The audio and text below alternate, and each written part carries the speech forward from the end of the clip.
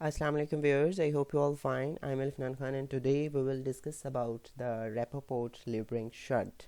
So let's start. Bismillahirrahmanirrahim. Rapoport Liebring shunt basically ये वो shunt है या ये वो साइकिल है जो RBCs में होता है। और RBCs जो हैं बेसिकली कुछ यूनिक हैं as compare to the other cells. किस लिहाज से यूनिक हैं, इनकी कुछ स्ट्रक्चरल पिकुलरिटीज़ हैं और कुछ मेटाबॉलिक पिकुलरिटीज़ हैं।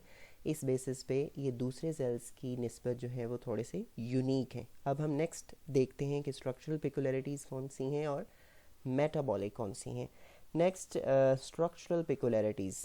अब जो स्ट्रक्चरल पिकुलरिटीज़ हैं इसमें जो स्ट्रक्चरली मैच्योर इरिथ्रोसाइट्स हैं वो ना तो न्यूक्लियस रखते हैं, ना ही साइटोप्लाज्मिक सब सेलुलर स्ट्रक्चर्स जो हैं उनमें प्रेजेंट होती हैं। अब नेक्स्ट हम देखते हैं मेटाबॉलिक जो है कौन सी होती हैं। मेटाबॉलिकली जो मेच्योर एरिथ्रोसाइट्स हैं वो इंटायरली डिपेंड करते हैं ग्लूकोज पे अपनी एनर्जी के लिए, लाइक ग्लाइकोलिसिस। अब दूसरा फिर ये भी होता है कि एरिथ्रोसाइट्स जो हैं वो ग्लूकोज के लिए फ्रीली परमिएबल होते हैं, जैसे कि लिवर सेल भी हैं, क्योंकि उनमें भी जो है वो ग्लूकोज फ्रीली परमिएबल होता है। इसके अलावा ग्लूकोज की जो ऑक्सीडेशन है आरबीसीज में वो ऑलवेज एंड होती है in the formation of pyruvic acid and lactic acid whether O2 is available और नॉट। कि ग्लूकोज की ऑक्सीडेशन आरबी सेल्स में एंड होती है पायरोविक एसिड पे या लैक्टिक एसिड पे। अब आइदर O2 अवेलेबल है या नहीं, इस बात से आरबी सेल्स का कुछ लेना देना नहीं है। इसके अलावा एक और जो मेटाबॉलिक पिकुलरिटीज़ है आरबी सेल्स में वो ये है कि जो पायरोविक डिहाइड्रोजनेज कम्प्लेक्स है वो एब्सेंट होता है। तो इस वजह से जो पायरोविक एसिड, यहाँ पे हमने कहा था कि always and in the formation of the pyruvic acid and lactic acid, तो ये पायरोविक एसिड जो है वो एसिटाइल कोए में फर्दर कन्वर्ट नहीं हो सकता। नेक्स्ट ये है बेसिकली डायग्राम जो ये शो करती है कि रेपोपोर्ट लिबरिंग शंट जो है वो आरबीसीज में कैसे जो है वो मूव ऑन होता है, कैसे ये चलता है। और यहाँ स्टार्ट किया गया है ग्लिसरल्डिहाइड 3 फॉस्फेट से, लेकिन अगर आप जो है वो ग्लाइकोलिसिस में देखें तो सबसे पहले ग्लूकोज होता है, फिर ग्लूकोज 6 फॉस्फेट, फिर देन फ्रक्टोज 6 फॉस्फेट, फिर फ्रक्टोज 1,6 बिस फॉस्फेट, और नेक्स्ट फिर वो जो फ्रक्टोज 1,6 बिस फॉस्फेट है स्प्लिट होके ग्लिसरल्डिहाइड 3 फॉस्फेट बनाता है और डाईहाइड्रोक्सी एसीटोन फॉस्फेट।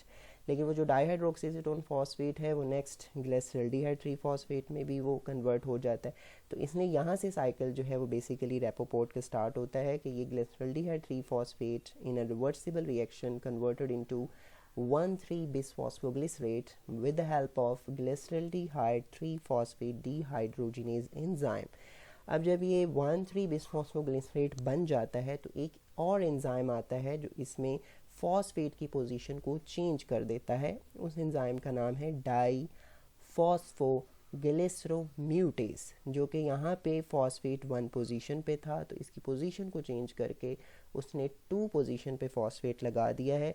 तो ये 2,3-bisphosphoglycerate जो है वो बन गया है। बेसिकली रेपोपोर्ट लिबरिंग शंट को दूसरा नाम 2,3-bisphosphoglycerate साइकिल भी कहते हैं, क्योंकि इस साइकिल में 2,3-bisphosphoglycerate जो है वो ज़्यादा अकोमोलेट हो जाता है। क्योंकि यहाँ से भी अगर देखा जाए 1,3-bisphosphoglycerate से आगे ये बेसिकली ग्लाइकोलिसिस चल रही है कि 1,3-bisphosphoglycerate को फॉस्फोग्लिसरेट काइनेज ने कन्वर्ट किया है 3-फॉस्फोग्लिसरेट में। ये बेसिकली सबस्ट्रेट लेवल फॉस्फोराइलेशन होती है ग्लाइकोलिसिस में, और यहाँ पे ये 3-फॉस्फोग्लिसरेट को 2 में कन्वर्ट किया है, ये भी म्यूटेज है। जैसे कि हमने यहाँ पे देखा 1,3-bisphosphoglycerate को 2,3-bisphosphoglycerate में कन्वर्ट करने वाला भी इंजाइम म्यूटेज है। और जब ये बन जाती है 2,3-bisphosphoglycerate तो ये कन्वर्जन इसकी ग्लाइकोलिसिस में भी हो जाती है कि यहाँ से अगर एक फॉस्फेट हम रिमूव कर दें 2 वाला तो ये 3-फॉस्फोग्लिसरेट जो है वो बन जाएगा। तो इसके लिए इंजाइम है डिस फॉस्फोग्लिसरोफॉस्फेटेज, जो कि एक फॉस्फेट इसमें से रिमूव कर देगा और 3-फॉस्फोग्लिसरेट बन जाएगा। और ये 3-फॉस्फोग्लिसरेट next with the help of enzyme mutase converted into 2-फॉस्फोग्लिसरेट, और ऐसे ये ग्लाइकोलिसिस भी कंटिन्यू होती है। नेक्स्ट अब इस साइकिल की कुछ मेडिकल बायोमेडिकल इंपॉर्टेंस हैं वो कौन कौन सी हैं, क्योंकि हमने अभी देखा कि जो रेपोपोर्ट ल्यूब्रिंग शंट है ये बेसिकली मेंटेन करता है एक हाई स्टेडी स्टेट कंसंट्रेशन को ऑफ द 2,3 बिस फॉस्फोग्लिसरेट, जो कि प्रोड्यूस कैसे हुआ था, ग्लाइकोलिटिक पाथवे की डाइवर्जन से। तो उसी डाइवर्जन को हम रेपोपोर्ट ल्यूब्रिंग शंट या साइकिल कहते हैं, जो कि एक बेसिकली सप्लीमेंट्री है ग्लाइकोलिसिस के लिए। अब इसकी आगे जो है कुछ बायोमेडिकल इंपॉर्टेंस है। फॉर एग्जांपल कि ये आरबीसीज में होता है क्योंकि कुछ ऐसे फैक्टर्स हैं जो कि एनर्जी को वेस्ट कर देते हैं, वो आरबी सेल्स में प्रेजेंट ही नहीं होते। और इसके अलावा रेपोपोर्ट ल्यूब्रिंग शंट का हीमोग्लोबिन में भी रोल है, वो हम नेक्स्ट जो है वो देखते हैं क्या क्या रोल हैं। और इसके अलावा इस साइकिल का हाइपोक्सिया में भी जो है वो रोल है। इंजाइम की कुछ डेफिशिएंसी हो जाए जो कि इनहेरिटेड होंगी तो उसमें भी जो है वो इसके कुछ रोल्स हैं, वो हम नेक्स्ट देखते हैं। पहला है वो फैक्टर्स जो एनर्जी को वेस्ट करते हैं वो are not present in RBCs. क्यों? फॉर एग्जांपल पहला जो है वो एनर्जी डिमांडिंग एंडरगोनिक रिएक्शंस जो कि एटीपी को यूटिलाइज करते हैं वो mature human red blood cells में नहीं होते। इसके अलावा जो एटीपीएज हैं, क्योंकि हमने पीछे साइकिल में देखा था कि वहाँ पे जस्ट अकोमोलेट किया जा रहा है 2,3 बिस फॉस्फोग्लिसरेट को, तो इट्स मीन कि एनर्जी डिमांडिंग जिनमें एनर्जी यूज़ हो के प्रोडक्ट बनेगी तो वो रिएक्शंस तो ऐसा कोई भी नहीं है। तो इस वजह से वो रिएक्शंस जो एनर्जी डिमांडिंग हैं वो भी जो है वो आरबी सेल्स में प्रेजेंट नहीं है। दूसरी जो एटीपीएज एक्टिविटी होती है जो कि एटीपी एडीपी रेशो को कंट्रोल करती है वो भी एक्टिव नहीं होती मेच्योर आरबी सेल्स में।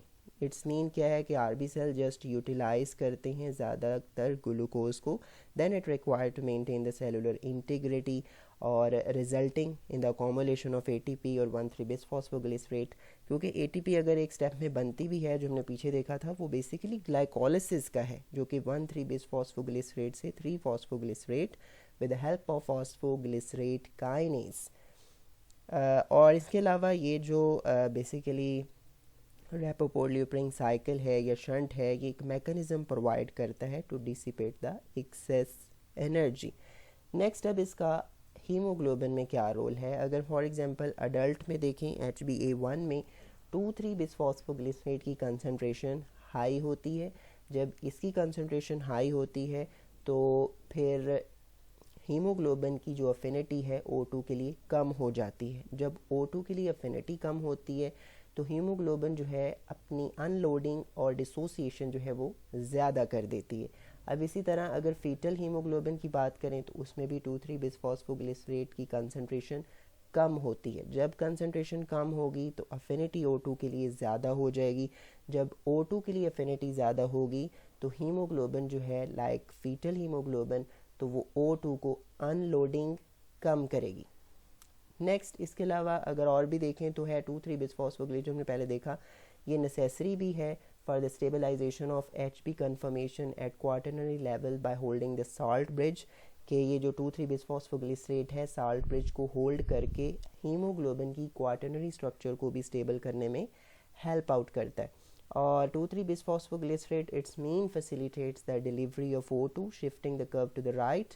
और ये एक डिसोसिएशन कर्व है हीमोग्लोबिन की, तो अगर ये 2,3 बिस फॉस्फोग्लिसरेट जो है वो O2 की डिलीवरी को जो है फैसिलिटेट करता है तो इट्स मीन कि वो डिसोसिएशन कर्व जो है वो राइट शिफ्ट होगी और इसी तरीके से ये 2,3 बिस फॉस्फोग्लिसरेट जो है वो ऑक्सी हीमोग्लोबिन को डीस्टेबलाइज करेगा।